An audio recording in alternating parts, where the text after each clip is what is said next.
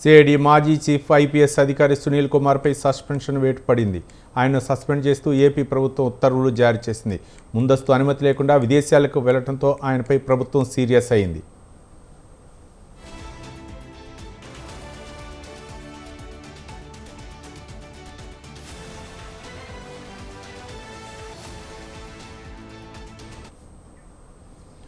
మాజీ ఎంపీ ప్రస్తుత deputy speaker రఘురామకృష్ణరాజును వేధించిన కేసులో సునీల్పై అభియోగాలు ఉన్నాయి. 2020 నుంచి 2024 మధ్య ప్రభుత్వ అనుమతి లేకుండా పలుమార్లు విదేశాలకు వెళ్లి ఆల్ ఇండియా సర్వీస్ నిబంధనలను సునీల్ కుమార్ ఉల్లంఘించినట్లు ఆరోపణలు ఉన్నాయి.